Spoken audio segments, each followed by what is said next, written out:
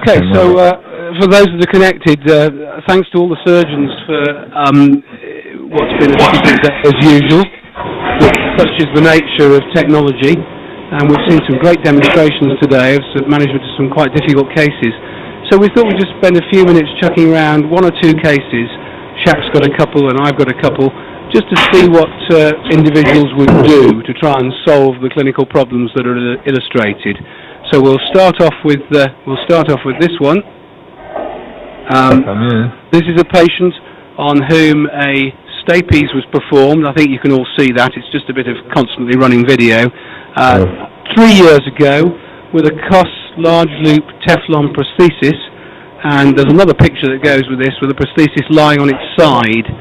And I reopened this ear about 6 months ago, and I'd just like to ask each of the panel members what they would do if they reopened an ear with a prosthesis failure like this. So maybe if we start with Chris Aldrin. Okay, can you hear me, John? Yes, Chris, I can hear you. Yeah, okay. Well, the thing with these eroded incuses like this, it depends how fragile that is. Sometimes you put a new prosthesis over it and it's quite secure, and you pop a blob of cement and that's fine. And sometimes you do that and you crimp it and the end falls off. And my practice then would be to go do a malleus to pedipexy. But I think initially I would try and get another piston on there and probably would put a little bit of cement to try and stop it falling off. I can see, or I could see earlier in the video, that there's a tiny bit of perilimb pulsing at the bottom, so it looks like you're all set to put your new piston in. And I think you've talked about this before, but down at the foot plate, it's good to have a laser to actually laser away, and I generally do try and to make a new stapedotomy and then use a new vein graft. So that's what I would do. I would do what it looks like somebody's about to do, put a bit of cement. But I tend to put the piston on and then put the cement on. Okay, any more thoughts on that from others? Is Professor Grolman there? Monica, what would you do up in Warsaw? Hello, I think I agree with Chris that actually the first thing I would think of is using a standard prosthesis and reinforcement of the clip with a bit of cement. Or the other option, or the alternative, could be the prosthesis with the ball from cords with ball joints, which we can clip on malleus handles, for example. That's two solutions I would think of.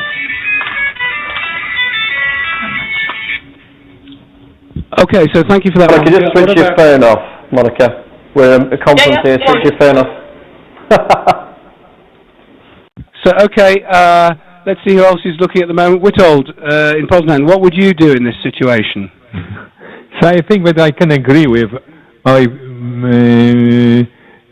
these two options presented. We will start first with a typical changing of the prosthesis first. If it does not work, we will open once again this cavity and perform the malleostapedopexy. Okay, thanks. So who else have we got here? Can't see who else. Professor Grolman, good. Oh, the Rip Van Winkle of ENT. Before doing a malleostapedopemy, I would consider, even in this case, because you can see that the incus is still long enough, I would consider doing a clip higher on the process. So bypassing the erosion, you can still put a clip on the proximal part and not touch the facial nerve. Are you measuring, Wilco? What? The speed of the connection, or did the J connect? Oh, there he is. Okay. Now, the whole discussion about measuring, we can talk about later, because there is definitely, if you use a vein graft, you definitely need to measure. If you don't need a vein graft, it's less precise, the length of the procedure. That's my opinion, but that's something else. I disagree. So Robert from the Island of Elba, what would you do? In this case, I think there is a partial erosion of the incus. I would try to preserve the incus, because in my series, if I compare my results between malleus to stapedotomy procedure from incus to stapedotomy procedure, the best results are obtained from the incus. So I would use the bucket Robinson type prosthesis in order to try to stabilize the prosthesis and to preserve the incus. Okay, well, I'm jolly pleased he said that, 'cause that's exactly what I did. I repaired it with bone cement. I think that incus is still viable. You can see the vessel running down its dorsum, and we re-vein grafted, and we put a bucket down and the results are fine at the moment. We'll have to wait and see whether it survives. So if somebody could press the button for the next slide. John, can I just ask, are you suggesting putting a bucket on the lenticular process, even though it's eroded, or are you suggesting chopping that off and putting it? No, I put the bucket on the. I repaired it with cement, and I put a bucket on the lenticular process, because I don't. There's anything wrong with the lenticular process. It's the actual shaft of the incus that's got the problem on its undersurface.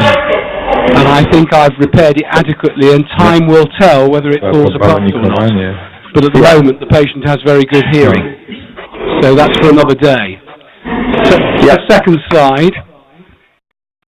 This is just a little graphic to show, half an incus missing, and the picture on the right, how it might have happened. There's obviously a retraction. No, it's not the same patient. It just happens to be a picture that fits with the graphic. So I'd like each of you presented with this patient with the picture on the right-hand side, as indicated by the graphic. So there's a stapes present. There's a malleus. There may or may not be some ankylosis of the malleus and the incudial remnant. How would you tackle this in your department? Monica?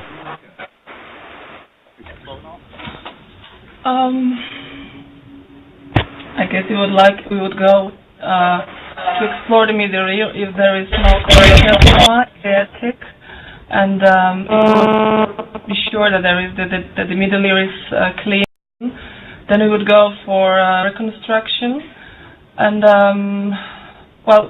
you can use PORP, for example, titanium PORP, which you will clip on stapes head, and then reconstruction of the tympanic membrane with some cartilage enforcement in posterior quadrant and perichondrium on it, and that's more or less our solution for that.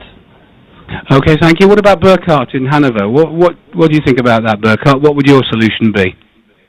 Yes, can you hear me? Hello? Just a moment. We can hear no, can you hear me? Yeah. Yes. If it's possible, I would try to take out the malleus head if it's big enough for that reason. Otherwise, it's not enough for that. I would do that procedure we saw with Robert to try the silastic bending with a Vincent top. It's a very nice procedure, and I did it for some times, and it's very good working in that cases. But normally I prefer the own material if the malleus head is big enough for that.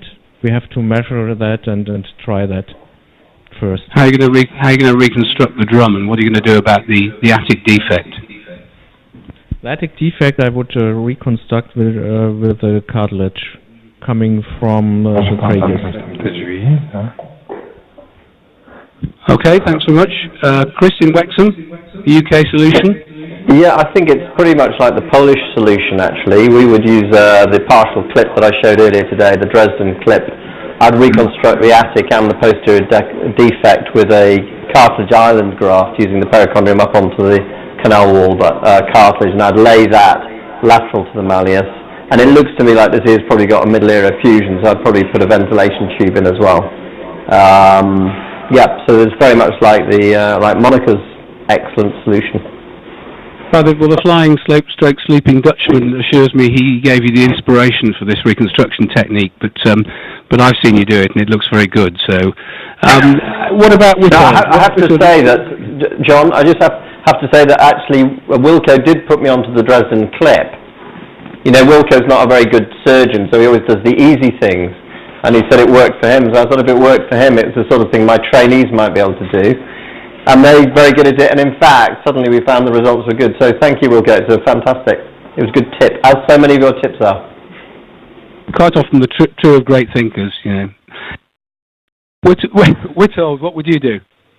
Well, so I think when in such a case, we have a terrible problem of the Eustachian tube, because looking into the picture of the tympanic membrane is very atrophic. So perhaps we will start by the inspection of the Eustachian tube function, and perhaps this new technique proposed by Ziethoff in Germany with a tuboplasty, with a balloon, perhaps.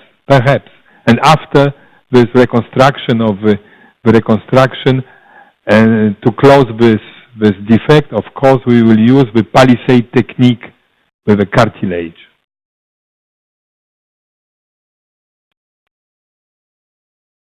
To jest głosem się stało. Yeah, it's an interesting thing with the balloon tuboplasty, because Holger's doing it on every ear case he does now. Obviously he's on commission, but you know, nonetheless, he seems to think it's a good idea. Are any of the other panel members routinely doing eustachian tuboplasty? No, routinely. Chris, who's moderating here? Who's moderating? I think it's probably me, isn't it? That's a very fair question. Yeah, who's moderating? It's a very fair question. Who's doing tuboplasty? I mean, I know Holger's travel expenses require enormous support. Yeah. We can't transmit this over the internet. Yeah. But it wasn't meant to be. But this is. I mean, I think this is a very interesting technique. I don't know what. I mean, Robert? What do you think? I mean, I actually think the anterior part of that ear is reasonably well ventilated now. This is probably a problem. Probably the patient had earlier. What's your solution going to be? I suspect it involves a relocation of some type. Yeah, I would try to relocate the malleus, but maybe now in this kind of situation I would use the malleus replacement prosthesis, which I put maybe not at 12 o'clock because there's no more bone. I will see if there is enough bone. If there is enough bone, I will insert this malleus replacement prosthesis at 9-10 o'clock. Otherwise, I will put it at 6. And then I would use the torque with the synelastic bending technique, as Burkhard said. And of course, I will reinforce the posterior half of the tympanic membrane with cartilage. Okay, thanks. This is what I would do. I can see Kalga Batman is in Istanbul. Kalga, what do you think about this situation? Do you have a solution? Hello. I came lately, so I couldn't understand the situation. Okay, there's a posterior retraction pocket which is destroyed. The long process of the incus is shown in the graphic. The patient may or may not have bad eustachian function, and we'll assume for the purpose of discussion they have a 50 decibel hearing loss with a stapes that's still present and mobile. Well, in this case, we are on the last 10 to 12 years. We are using bone cement, glass ionomer bone cement, and we are very happy with the material. What happens in that bone cement is there are some more resonating abilities of this cement, and this cement provides a very good resolution of the high frequencies. And can I just ask where are you going to put the bone cement? Onto the head of the stapes, or from where to where? From long course of incus to stapes.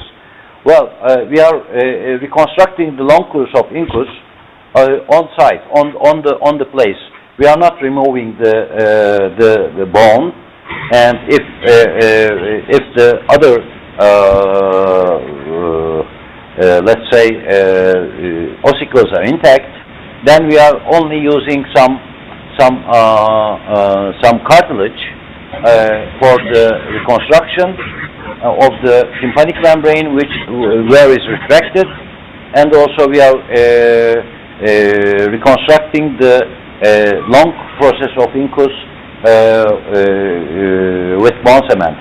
And we But Kagla, are you able to reconstruct such a large defect between the incus and the stapes head with cement? Well,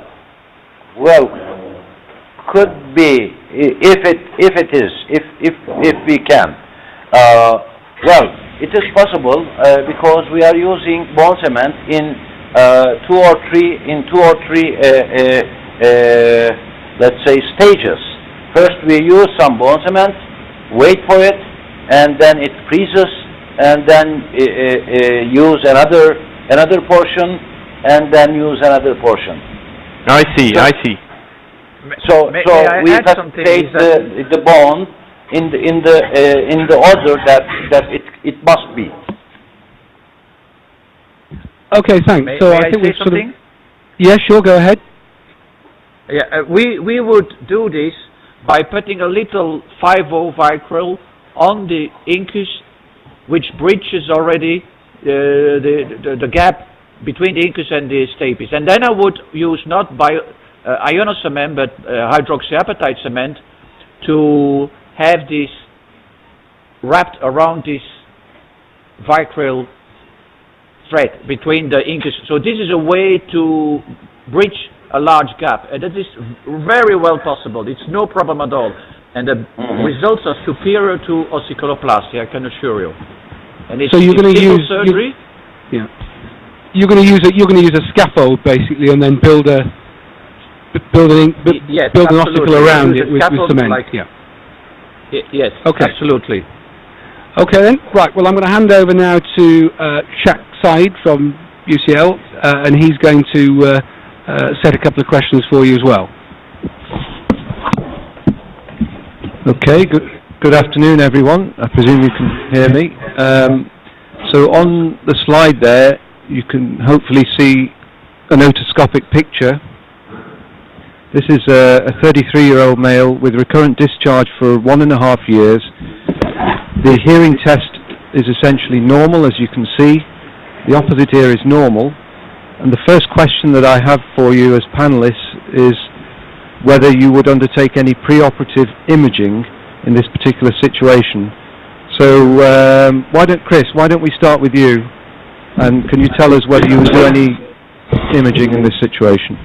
I would do a CT scan here. I mean, he's clearly got a cholesteatoma in his attic. The interesting thing is that his hearing is so good. So the question is how involved is his ossicular chain, and so I would do a CT.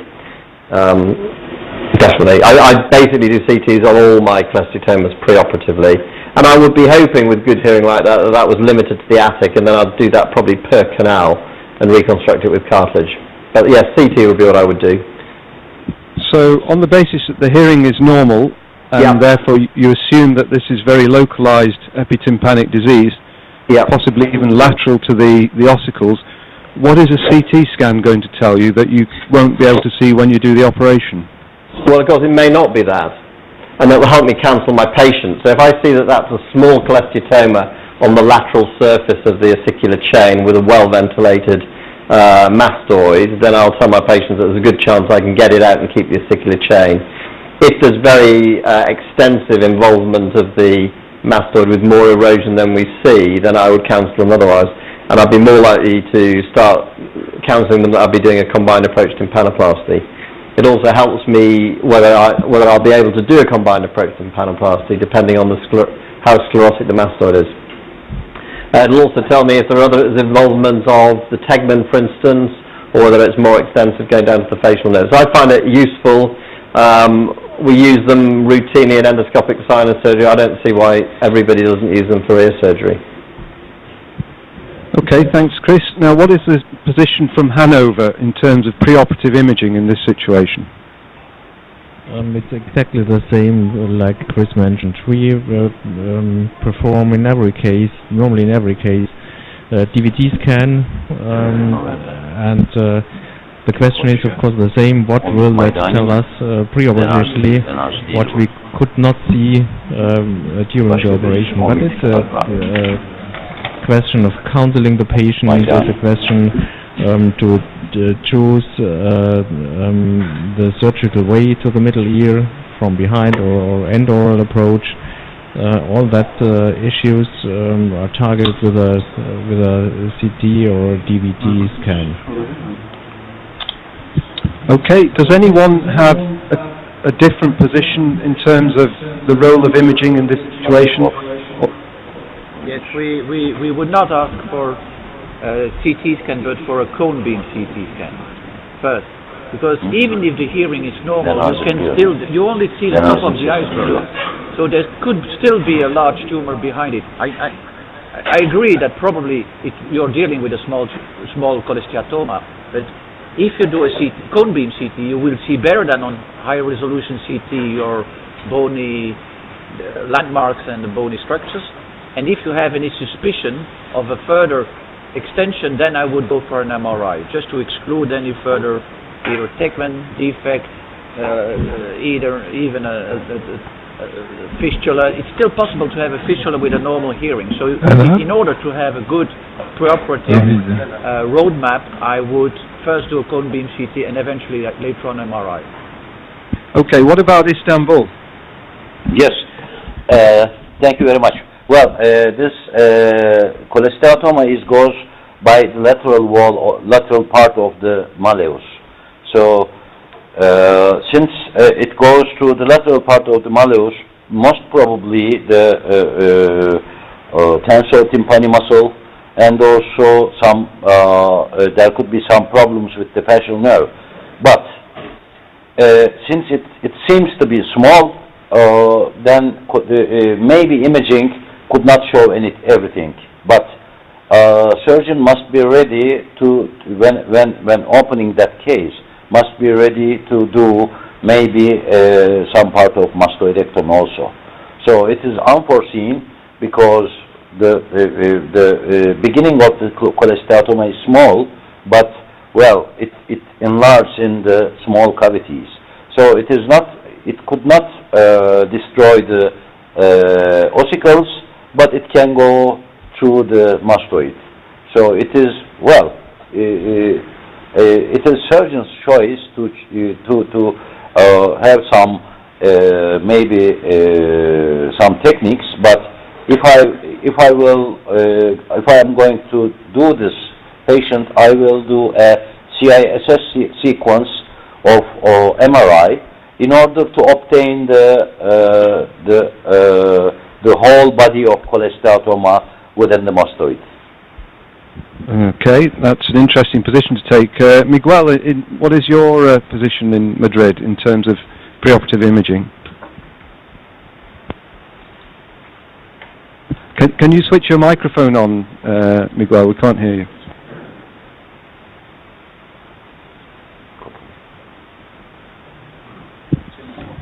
Yeah, you should be able to switch it on from your pocket control.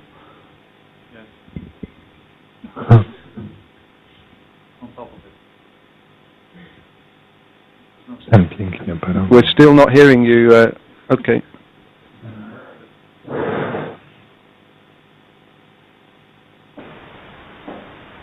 I beg your pardon? I'm just trying to get a signal from Madrid. Okay. Can you hear me now? Yes, now we hear you. Yes. Yeah, okay. So, pre-op imaging. Yeah, of course. For me, the only thing I know from that otoscopy is that we have a cholesteatoma, nothing else. I need much more information. I need a CT scan. This is not only the extension of the cholesteatoma, the possible involvement of the ossicular chain, even though we have very good hearing, and also the variability of the mastoid. I would like to know all those things before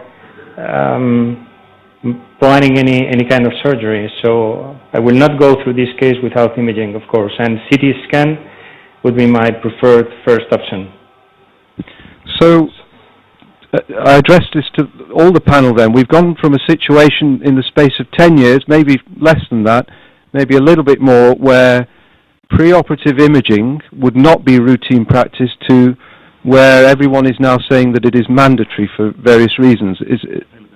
Is that a consensus then, that you have to do imaging in this situation? No. Yeah. Okay. Would any of you like to make a statement as whether you feel it would be a reduction in standard of care if you did not do the imaging preoperatively? Chris, would you defend me if I did this operation without pre-op imaging? Well, you know, Shak, I would always defend you. You know that. However, and you would be okay in the UK because there's clearly a body of opinion of experienced ear surgeons who routinely do not scan. I personally think, I'm not sure that it's negligent, and I think it's defensible not to do a scan, but I don't get it. I don't understand why people don't do a scan, because it's useful. But they've done scan. What they say, these people, they say, well, we've been doing this surgery for years without scans and we've been okay. So I think it's hard to make it indefensible, but I just think it's a useful thing. And I come back to this idea of endoscopic sinus surgery. We all scan for that, and that's because it can be unpredictable and the anatomy is variable, and it's exactly the same in the ear.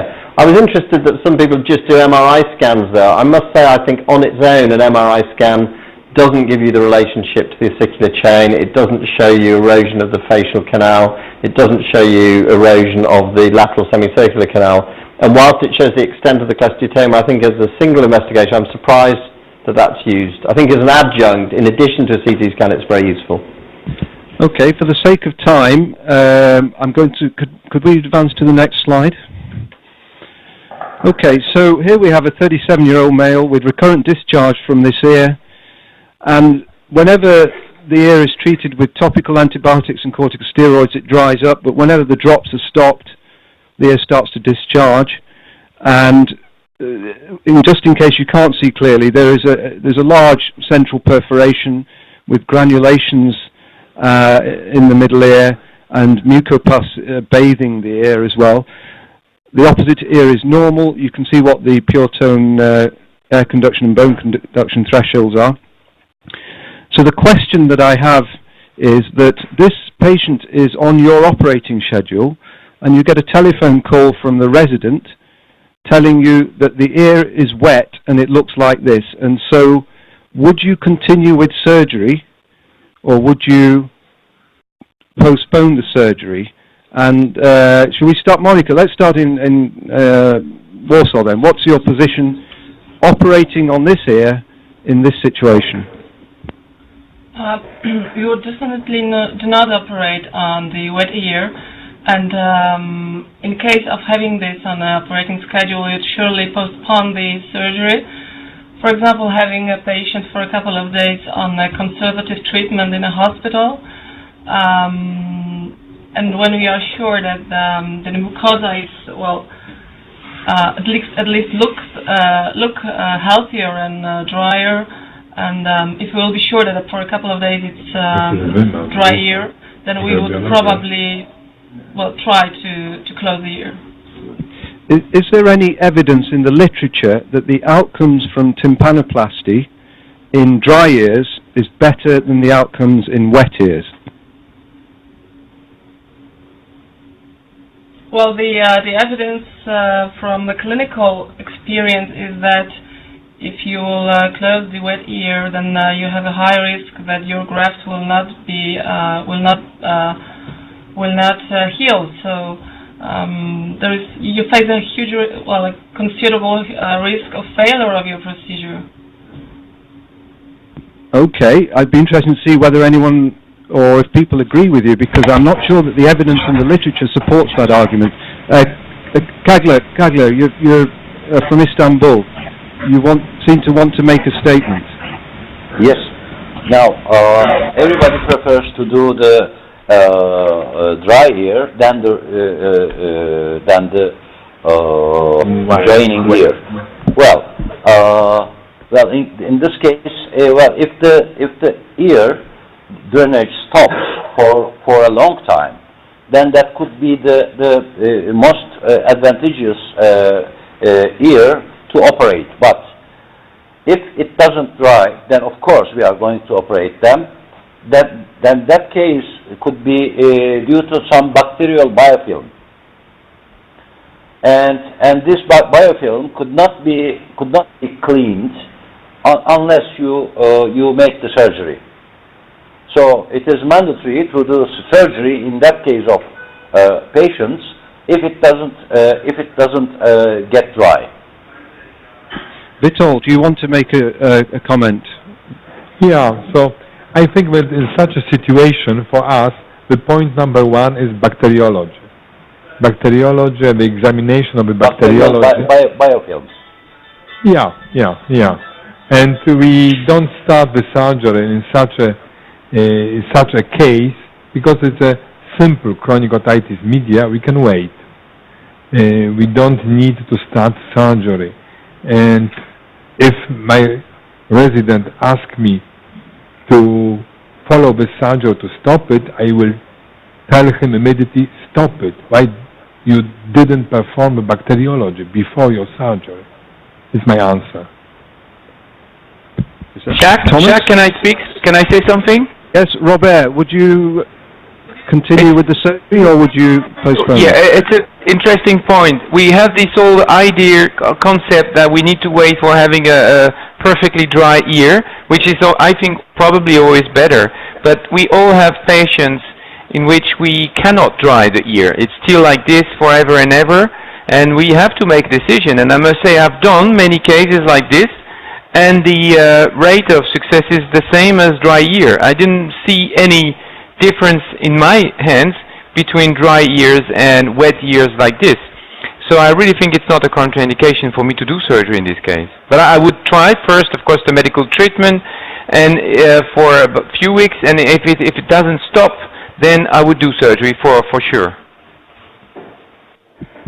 All right, well, let's just move on to the next slide because time is defeating us. This is, I presume that you all recognize this piece of equipment.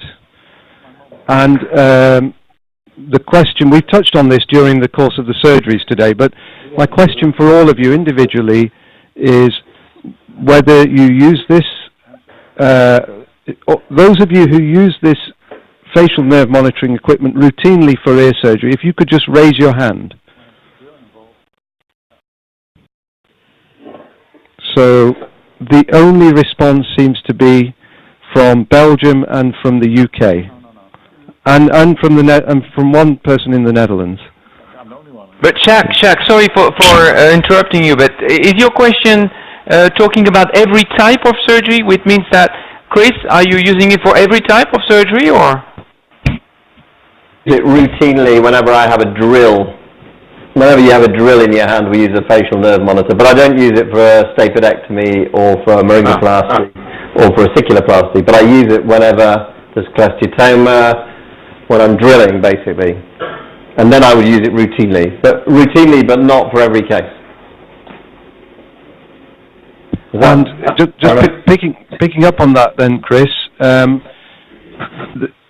what is the legal situation in the United Kingdom when it comes to facial nerve monitoring and ear surgery? Well, I think it's similar to CT, but I think it's moved a little bit further.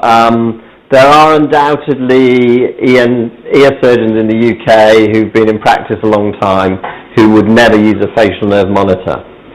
However, my feeling is as soon as you buy a facial nerve monitor and you have it in your operating theatre, then you are obliged to use it when you're using a drill, because if you were going to court with a facial nerve palsy, if I was the lawyer, I would say, and tell me, Professor Saeed, do you have a facial nerve monitor? Yes, I have one. And what's that for? And tell me where it was at the time of the operation. Oh, it was in the box of the corner of the operating theatre. Do you think that was wise? And I suspect that would count against you. So I think if you buy one, you should use it. There's possibly a case if you're very senior and you've never used one not to buy one. But I think for new surgeons in the UK, they will pretty much all follow our sort of idea that you use a facial nerve monitor when you get a drill. It's good you're not a French judge, Chris. All right. If it was you, Robert, we'd have the guillotine out. Is that Thomas in Hanover? Yes, yeah, Thomas. I mean, your statement is quite clear that you can hear me? You can hear me? Okay. So your statement is quite clear that you always will use it. But is there any proof that it really helps? I mean, you can cut the nerve and the monitoring would not even make a beep. And it doesn't constitute your knowledge in surgery. So let's assume you come to your operating theater, Chris, and the monitoring system has gone. Somebody has stolen it or is dysfunctional. Would you then stop the surgery? The patient is already under general anesthesia. Would you say, no, I don't go further? I have to wait before I get it? The questions are all coming to me. I would operate, for sure. I'd operate. If the machine was broken, I would just operate. And I completely agree with you. I've used the monitor since I have been in practice for 16 years, and I can say it's been useful thank you, Mr. Aldrin. probably once or twice. I'm sorry, Mr. Aldrin. I'm speaking as the barrister here. You didn't check your equipment before you started surgery. See me, I've got a facial nerve palsy. I've never had a facial nerve palsy. No, likewise, and I have the monitor in my theatre, and being one of the older, perhaps less experienced with the nerve monitor surgeons, there are rare occasions when I connect it up, and it frightens me because when I hit the nerve, it doesn't go off, and when I'm nowhere near the nerve, it goes off all the time. And the answer is, if you've got it and you've been brought up with it, you should probably use it all the time. But for some of us, I don't get a lot of confidence from it, but I will put it on the patient for the medical legal reasons we've suggested. But I certainly, if I had a patient asleep, wouldn't abandon the case. A bit like having children, John. You get to if you use it all the time, you recognise the squeaks that are important and the ones that aren't really. They are a bit different. I think that's the important thing. Either use it all the time and become familiar with its use and utility, and also recognise what is artifactual. But the one thing I will say is, amongst the panel and indeed in this room, there are surgeons who have had to fix facial nerves that have been damaged by other ENT surgeons, and the common denominator is, thankfully it's a rare occurrence, but when we have to repair a facial nerve, the one thing that every surgeon says is they do not recall damaging the facial nerve. And I'm afraid a facial nerve monitor won't tell you whether you drill through a nerve. Where it is most useful is when you have revision surgery or you have congenital abnormalities of the temporal bone in cochlear implantation. I think we'll move on from there, and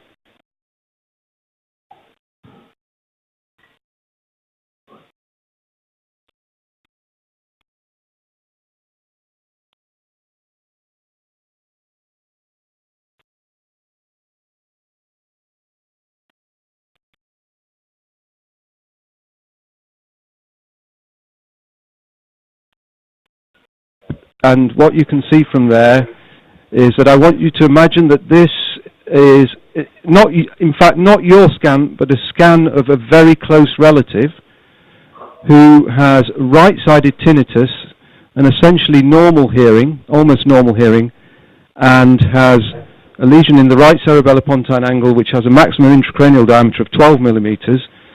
And the question I have for you then is, what advice would you give your close relative in this situation? Let's start in Madrid with Miguel. What would you tell your close relative in this situation?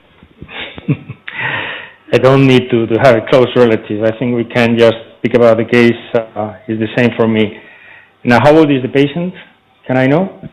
The patient the conference is being recorded. The patient is 48 years old. Okay, that's a very young man.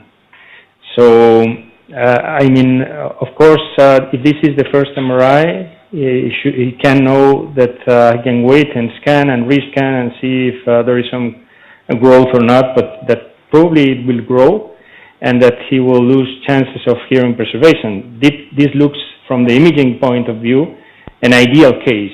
It's not going into the internal auditory canal, it's just extra canal.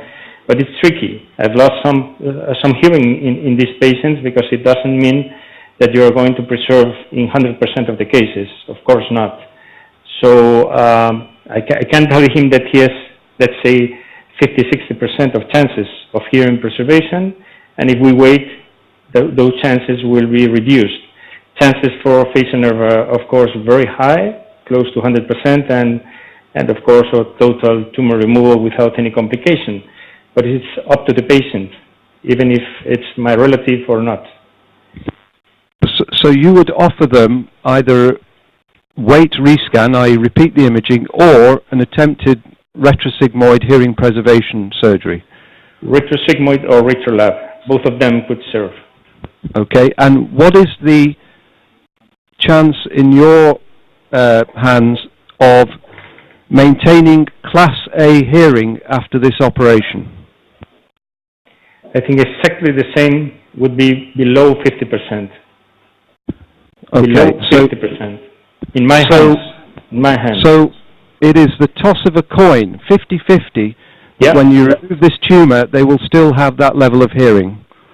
Okay. Yeah, it's tricky, I agree, absolutely. Hanover, what is your position in this situation? Thomas, what do you think? Is your microphone on? Hello? Okay, now. It's okay. I hear you now. Okay, yeah. Well, it's a young man, and the tumor will probably grow. So while waiting, the hearing probably will deteriorate. That's what we often see. Even so, you can't see a big growth. So I would go for surgery and remove it. And we could also do with the middle fossa. It's still T2 tumor with a better chance for hearing preservation compared to the retrosigmoid. So that's what I would do. And what chance would you offer the patient of preserving Class A hearing through a middle fossa approach? For T1 it's 80%. For T2 it's 65%. Okay, and the risk of epilepsy or a seizure? You have it, but it's very little. I mean, young men. If you go for older people, then it might be higher. But if it's done correctly, the risk is very low. It's the right ear, so we would go on the right note. And if it's a right-handed person, then probably it should be. Well, I don't see a special risk for that. And what if I tell you that the patient is an airline pilot, and if he has a seizure, it's the end of his career? Well, with a tumor, it's already the end of his career. Okay, maybe with Lufthansa, but not with British Airways.